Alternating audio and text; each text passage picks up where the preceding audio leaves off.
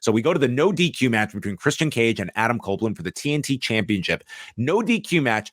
I thought this was very clever in the fact that they did a TLC match without advertising a TLC match to where your expectations would have been insane, probably going into this. And they went out and they went did more than TLC. Yes, they went TLCF. Yes. Mm-hmm. So, I mean, they come out, first of all, like, if you want to say, like, this crowd, like, they were not in, like, the heat was lacking for a number of previous matches. The second they came out, they were red hot for this. And it kept up for 22 minutes in this match. So, Copeland just goes after Christian, knocks Nick Wayne into a wall. They fight into the crowd. Copeland comes off a balcony with a high cross, and then they make their way back to the ring, and it's all Copeland until his shoulder goes into the post, and Cage takes over, stomping the neck. And somewhere in all this, Copeland gets busted over his left eye, and dude, this is going to look awful tomorrow. That's an Instagram day after shot. So Cage is using the good old trusty kendo stick, not a candy cane kendo stick, but just the regular variety, and then puts a chair on top of Copeland while applying a Boston Crab. Copeland fights back. He fires off with his own kendo stick shots and applies the crossface, including getting a piece of the chair to put in the mouth. And then Copeland pulls out the ladder, and the crowd's chanting TLC. Cage cuts him off, and then there's a sunset bomb by Cage off the ladder into the ring. And you're thinking at this point, what more could you ask for from two men whose combined age is 100 in this match? After they gave you chairs, they gave you tables, and they gave you ladders, and the crowd starts chanting, "We want fire." And then we get a concerto attempt but Nick Wayne runs in, grabbing the chair away from Copeland. So this allows Cage to get up, low shots Copeland with a chair, and then Copeland whips the chairs into the face of Cage and spears him through a table. And this crowd is going nuts at this point. It was like, you could just finish this, and this is perfect. Shayna Wayne yanks Paul Turner out from counting.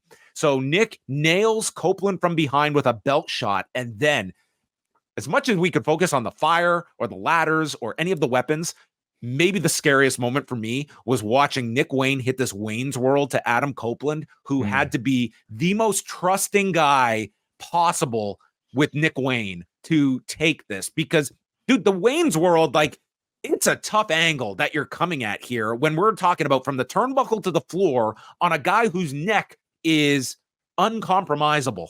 And he took this thing and, got up and continued the match. But Nick Wayne was heavily involved here. He's brought into the ring, and Cage hits the kill switch, but Copeland kicks out. So then Cage and Nick Wayne bring out lighter fluid from under the steps. They put it all over the table, and Cage comes over to Copeland. "Go fuck yourself." And he goes to put Copeland through the table, but Copeland avoids going through, and he takes Nick Wayne and attempts to powerbomb him through the table, but Nick Wayne just slides off this thing, and Copeland goes back into the ring, stops a belt shot, and he uses Christian's own kill switch to pin Christian in 24 minutes and 47 seconds. And I thought this match was incredible. I would go so far as to say, of Copeland's post-return 2020 onwards, I think this was his best match. What would be the runner-up? The greatest match of all time, John. That was an excellent match. That's the one that comes to mind for me. That was a really great match. Different circumstances. But it was a pandemic crowd, or even with the crowd differences, I thought this was just a phenomenal match that these two had. And this turned the show around completely from the get-go. For one thing, this was a well-built story with two legitimate stars, and incredible crowd noise from the beginning. And it's amazing because how old are they? 49? They're 50 each. Oh God. I would make the argument that as professional wrestlers, they might be in their prime. Now, I'm not saying physically, okay? I don't think they can accomplish what they used to during the TLC era, but wrestling they did a lot in this one. Not the crazy stunts of old, but I They mean, did a lot. this Yeah. was just as compelling of a match in terms of like the smart use of the weapons and trying to get the most out of what they were going to use. Where those matches really kind of made their name off of being like some of the most spectacular stunt shows we've seen. Wrestling allows veterans to employ their creativity, their psychology, and their acting ability, which are things that might, for a lot of people, including these two, get better with age. So through those, I think, developments and advancements in both their careers, they're telling some of the best stories of their careers right now. And tonight, like, clearly still enough physically to deliver a match of this quality. So I would very much at least try to suggest the argument that these two are doing something, at least tonight, was an example of them doing some of the best work of their entire careers. So this was amazing. Worth noting as well that Edge was wearing his WrestleMania 22 gear, That's right. which also contained, of course, a very famous flaming table spot with Mick Foley. Yeah. And I wonder if that encouraged the fire chance, if enough people maybe put 2 and 2 together there, because you think of that WrestleMania 22, like that's the image you think of, but maybe I'm giving that too much credit here. But this was like a really great match. And as I did joke about 2 years ago when GCW was running the Hammerstein Ballroom, poor Nick Wayne could not even wrestle in the state of New York. And now they're doing fire in the state of New York. That is weird. What changed? I don't know. I would ask the state of New York, but it might be a process to try and find that answer out. But I suppose if you're running Nassau with 10,000 people, there are different allowances. I don't know. That might in fact be the case. So then Killswitch is out to attack Adam Copeland, and he chokeslams Copeland onto the chair, which is open.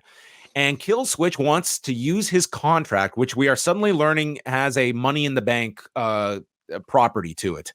And Cage demands he give him the contract, and Killswitch is torn. And then Cage whispers something in his ear, and Killswitch reluctantly hands over the contract, which Cage signs, has the referee ring the bell. He spears Adam Copeland and wins back his title in 13 seconds. And I saw a lot of back and forth in terms of this was a divisive decision among people. I mean, number one, it is, very much, I would say, property of a WWE trope doing this kind of a cash in, for lack of a better comparison. But on the other side, this is Copeland that is still chasing Christian. And number two, it's I think you look at it as, the idea of, extending this program and how we can do that. Like this was Copeland, like he leaves with the title. It's sort of like that's your mountaintop moment. And instead we've given him something to continue after here. So I did not have like a too negative of a feeling over this. And it's also kind of like, here is the guy that kind of one of his big traits was he was the guy that the opportunist. And here it was, the tables are turned on him. So I didn't have as negative a takeaway. And I'm not going to be too sour after seeing a match like this that I just thought was out of this world great. I like the finish. Like I'll straight up, I felt. And you're consistent. You loved when Moose did this to Josh Alexander in front of his baby. I'm somebody who at the time love baby faces just failing in spectacular fashion after a big triumph. I'm somebody who at the time when I first saw it, kind of got interested in wrestling again because of the finger poke of doom. So I don't know how many people are turning off their podcast. This was not the finger poke of doom. No, I mean, I thought exactly the same thing as you. Like, why kill this program right now when you still have so much to get through? You're trying to create a hero's journey for Edge, and you have a temporary sort of like, moment of celebration, giving him a lot of credibility as somebody who is more than capable of beating Christian, but you screw it out of him. And in that process, you're building this, to me, you're making this program that much harder. You're continuing the sort of, parental abuse of Killswitch here from Christian Cage. And I just think this program is too hot to extinguish within 2 matches. So I just think that they're going to carry this into the new year, maybe for an even bigger stipulation. And what could that be? How do you top flaming tables? I've got the answer. A Clockwork Orangeville House of Fun match. What would that entail? Going to Orangeville, number one, and I don't know. You go from there. All right, that's all. Yeah, I think you. I mean, they kind of gave you the TLC match here, so I really don't want to see them have to like I'm of two thoughts, because I was the one who said like I don't want to necessarily see these guys have to kind of just play the greatest hits and go to this, but then this was fantastic. This wasn't that. This wasn't. I mean, yes, it was TLC because you saw the weapons. I thought it was really smart not to promote this as like, it would have been really easy to just come up with a new name and promise tables, ladders, and chairs with these two. Mhm. But I think that would have, number one, you would have gotten the criticism that we're just retreading with these two. They're not doing anything new or fresh, whether that's fair or unfair. And number two, I think the expectation would have been so high because your reference point is all of those stunts and matches. Instead, it was like a no DQ match where you're expecting a fight, you're expecting a high quality, but you introduce these things organically in the match, and it was like it was a reward for you buying this pay-per-view, and you got more than you expected.